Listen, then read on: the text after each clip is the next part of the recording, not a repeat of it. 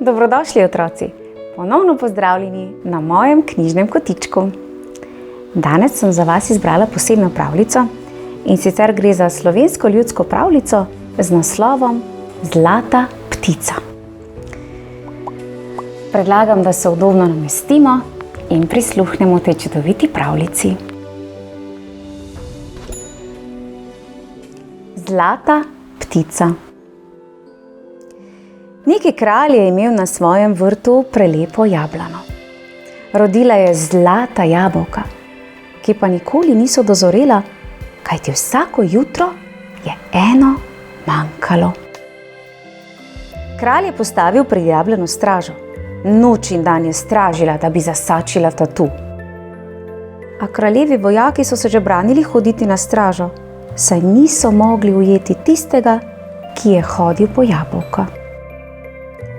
Kralj pa je imel 3 sinove in naročil je tudi sinovom, naj stražijo jablano z zlatimi jabolkami. Prvo noč je stražil najstarejši. Vzel je puško in hodil pod jablano sem in tja. Vso dolgo noč ni bilo nikogar, a zjutraj je na jablani manjkalo zlato jabolko. Drugo noč je šel na stražo drugi sin, a zjutraj je na jablani spet manjkalo zlato jabolko.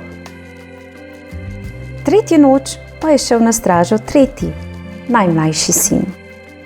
Namesto s svinčenim zrnjem je nabil puško z grahom, češ da tatu ne bo ustrelil. Hotel je le videti, kakšen prebrisanec je to, ki zna tako krasti, da ga nihče ne zasači. Stopil je pod drevo in čakal. Okoli polnoči je spod neba tiho priletela ptica in se spustila na drevo. Ko pa je s krempeljci prijela jabolko, je najmlajši sin pomeril in sprožil. Odstrelil ji je 3 peresa. Ptica se je prestrašila, spustila jabolko in zletela. Najmlajši je pobral peresa in videl v lunini svetlobi, da so iz čistega zlata. Brata sta zaslišala strel, pritekla sta k najmlajšemu in ga vprašala, odkot je prišel tat.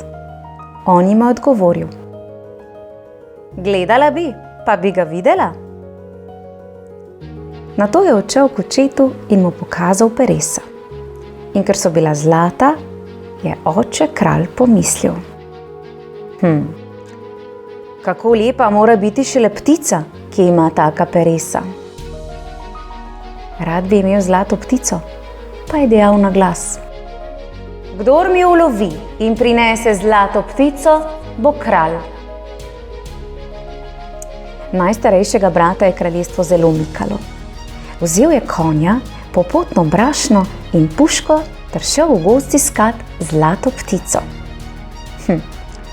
V gozdu so ptice najrajši, je mislil, tam jo bom že dobil. Hodil je in hodil po gozdovih, a zlate ptice ni bilo na nobenem drevesu. Prispel je do zelene jase in ker je bil lačen, je razjahal konja in vzel brašno iz torbe. Tedaj pa je prišel iz gozda medved in ga poprosil: Daj še meni malo, lačen sem. Toda najstarejši sin se je zarežal nad medvedom. Saj bo komaj dovolj zame, pa bom še tebi dajal, poberi se. Medved pa je zarenčal: Lepo čakaj, še slabo se ti bo godilo. In je odšel. Ko se je kraljevič najedel, je odjahal naprej. Jahal je in jahal ter padel v roke roparjem. Vzeli so mu vse, kar je imel, denar in konja. Milo je prosil, naj mu vsaj življenje pusti. Roparji so mu rekli, da le, če se jim pridruži ter hodi z njimi ropat. Kaj pa je hotel? Šel je z njimi in postal ropar. Preteklo je leto in dan, a starejšega sina še ni bilo domov. Tedaj je srednji sin dejal očetu, da bo šel iskat zlato ptico. Oče ga je pustil, ker mu je sin obljubil, da se bo ob letu vrnil, pa naj ulovi zlato ptico ali ne, in mu je dal konja, denar in popotno brašno. Srednji sin je odhajal po isti poti kot starejši brat. V gozdu je gledal po drevesih za zlato ptico, toda zaman. Tudi on je prispel do zelene jase in ker je postal lačen, se je ustavil. Spet je prišel medved in ga poprosil, naj mu da jesti. A drugi sin ga je zapodil kot prvi in rekel: zate in za take kot si ti so v gozdu zverine, poberi se. Medved pa je dejal: lepo čakaj, še slabo se ti bo godilo. Zarenčal je in odšel. In ko se je drugi kraljevič najedel, je odhajal naprej po gozdu. Jahal je in jahal ter padel v roke roparjem. Vzeli so mu vse, kar je imel, in tudi njega prisilili, da je šel z njimi in postal ropar. Spet je preteklo leto in dan, in ker srednjega sina ni bilo domov, je najmlajši dejal očetu, da bo šel iskat zlato ptico. Oče mu je odvrnil: dva moja sinova sta že šla in se nista vrnila. Ostani doma, samo še tebe imam. Toda najmlajši sin je tako dolgo prigovarjal očetu, da je dobil konja, denarja in brašna. Nato je jezdil po isti poti skozi gozdove in prišel na isto zeleno jaso, kjer sta se prejšnje in še poprejšnje leto ustavila njegova brata. Razjahal je in vzel brašno iz torbe. Spet je prišel medved in ga poprosil: daj še meni malo, saj vidiš, da sem lačen. Najmlajši pa je bil dobrega srca in je rekel: jej, kolikor hočeš in kolikor se ti zljubi.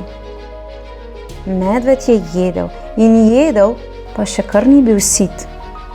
Nato pa je rekel kraljeviču: daj mi še konja, da ga snedem in se najem, ker sem še vedno lačen. Saj bi ti ga dal, na kom pa naj potem jezdim? Je rekel kraljevič. Boš na meni, je odvrnil medved. Kako? Je vprašal kraljevič. Saj se mi bo vsak smejal. Medved pa mu je dejal: naravnost ja te bom povedal, kjer je tista stvar, ki jo iščeš. Ko kraljevič to sliši, si misli: če ti veš, kaj iščem, tudi veš, kje je. In je dejal: no, pa snej konja, da se boš najedel. Nato je medved pojedel še konja in rekel: zdaj pa ureži leskovo šibo, ki je v enem letu zrasla. Zajahaj me in ponesel te bom k zlatim pticam. Mladenič je urezal pravšno leskovo šibo, zajahal medveda in sta oddirjala. Prijahala sta do visoke sive skale, kjer se je medved ustavil in rekel: v tej skali je cela jata zlatih ptic v zlatih kletkah. Mahni z leskovko po skali. Odprla se bo, ti pojdi noter in vzami prvo ptico, ki ti bo prišla v roke.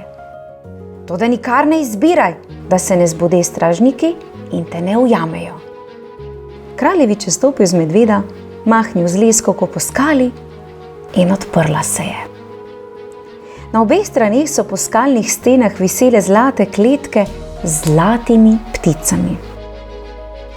Šel je od ptice do ptice, dokler ni prišel do konca votline, kjer je v zlati kletki visela najčudovitejša zlata ptica, kar si jih moraš misliti. Snel je kletko s ptico, da bi se vrnil. Toda še preden je prišel do izhoda, so se straže zbudile. Zgrabili so ga, grdo gledali in vprašali, čemu je hotel ukrasti zlato ptico. Kraljevi sin se še nikoli ni zlagal in tudi straži je vse po resnici povedal. Stražniki so ga poslušali in na to rekli, da ga izpusti in mu podari zlato ptico, če jim pripelje najhitrejšega konja, iskrega, da mu v 9 deželah ni enakega. Obljubil je in izpustili so ga. In ko se je vrnil iz votline k medvedu, mu je medved dejal: Čemu me nisi ubogal in vzel takoj prve ptice, do katere si prišel? Jaz sicer vem za takega konja, kot si ga obljubil, toda moraš me ubogati in storiti, kar ti bom naročil. Vzami spet enoletno leskovo šibo, sedi name in zaresno misli, da bi rad bil tam, kjer so konji, ki jih v 9 deželah ni enakih. Mladenič je ubogal, vzel leskovo šibo, zajahal medveda in zaresno mislil: da bi bil tam, kjer so najhitrejši konji, ki jim v 9 deželah ni enakih.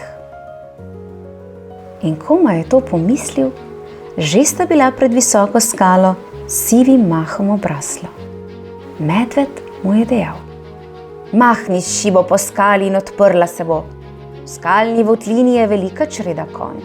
Odveži koj prvega, ki prideš do njega. In nikar ne izbiraj, da se stražniki ne zbude in te ne ujamejo. Mladenič je stopil z medveda, zamahnil s šibo po skali, skala se je razmaknila in prikazala se je votlina. Na obeh straneh votline so stali konji, eden lepši od drugega. Zadnji na koncu votline pa je bil najlepši. Kraljevič ga je odvezal in popeljal proti izhodu. Toda od topotanja konjskih kopic so se stražniki zbudili, zgrabili fanta, čemerno gledali in vprašali, po čemu je hotel konja ukrasti. Povedal jim je vse po resnici.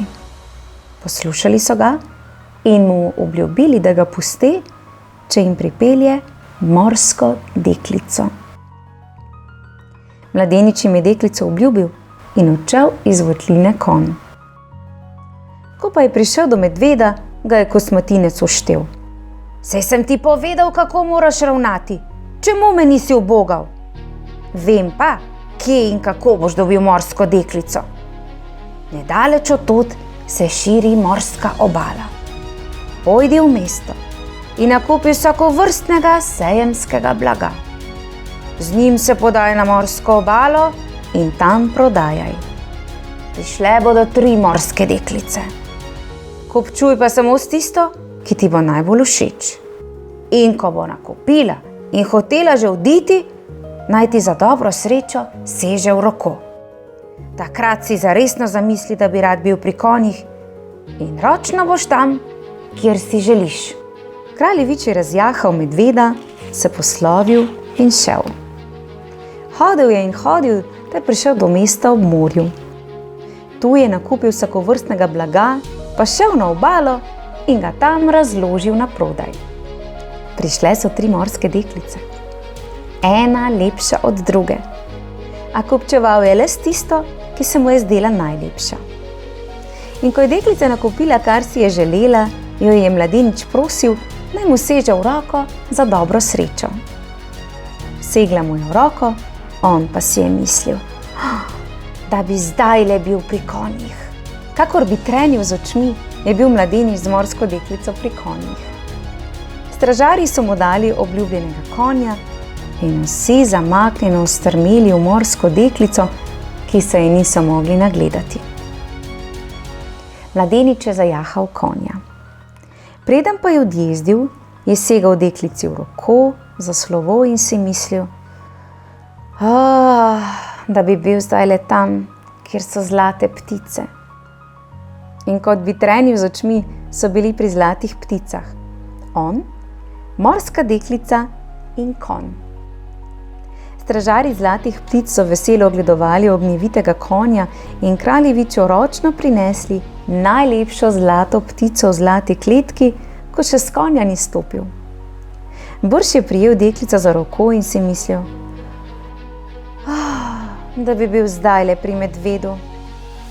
Pri priči so bili pri medvedu on, morska deklica, konj in zlata ptica. Zdaj imaš vse in sreča te čaka, mu je dejal medved. a varuj se kupovati meso z vislic. Ko je medved to izgovoril, je šel svojo pot. Kraljevič pa je odjezdil s prelepo morsko deklico proti svojemu domu. Prišla sta do nekega mesta, kjer se je na trgu zbralo mnogo ljudi. Čudno se mu je zdelo in povprašal je prvega, ki je prišel mimo, kaj naj to pomeni. Vprašani mu je povedal, da peljejo obesiti 2 roparja. Kraljevi sin pa je stopil bliže in v njiju spoznal svoja starejša brata. Kako naj jo rešim? Je vprašal. Ljudje pa so odgovorili. Rešil jo bo, kdor plača še enkrat toliko, kolikor sta naropala. Najmlajši je imel od doma še dovolj denarja. Odštel je odkupnino in šel na pot. Zdaj, ko sta bila brata roparja rešena smrti, bi bila rada zvedela, kdo jo je odkupil. Vse po vrsti sta izpraševala, kje je njun rešitelj. Pokazali so jima pot in šla sta za njim. In ko sta ga došla, sta spoznala, da je to njun brat in da nese domov zlato ptico. Zbala sta se, da ne bi očetu povedal, kaj se je z njima zgodilo. Iz strahu in zavisti sta ga pretepla in pustila ležati na cesti. Nato sta se polastila konja, morske deklice in zlate ptice in šla proti domu. Vsi so se razveselili, posebno pa oče kralj. Konja so postavili v hlev, toda od smiha se je tako shudil, da nihče ni smel k njemu. Le z vrha so mu morali usipavati zobanje v jasli. Morska deklica je postala žalostna in od same žalosti ni mogla spregovoriti besedice. Zlata ptica pa je povesila glavo in ni več dala glasu od sebe. Vsi so mislili, da jo bo zdaj konec. Tedaj pa je medved kosmatinec prišel do 3. sina, ki je kot mrtev ležal na cesti. Izgrebel je koren lečen, ga stolkel na kamnu ter kanil sok ležečemu v usta. In glej, mladenic se je dvignil živ in zdrav. Medved pa je izginil in nikoli več ga nihče ni videl. V raztrgani obleki se je najmlajši kraljevi sin vrnil domov, a ga niso spoznali. Vprašal je po svojem konju, toda dvorjani so ga debelo gledali.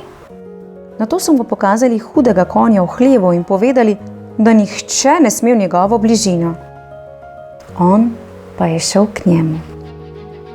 In ko ga je konj zagledal, je veselo zarezgetal in se mu pustil božati in gladiti. Vsi so ostrmeli. Nato je šel najmlajši kraljevič naravnost v sobano, kjer je visela kletka z zlato ptico. Zagledala ga je in začela tako milo prepevati, da so dvorjani očarani obstali in poslušali. In ko je kralj zaslišal peti zlato ptico, je prihitel v sobo.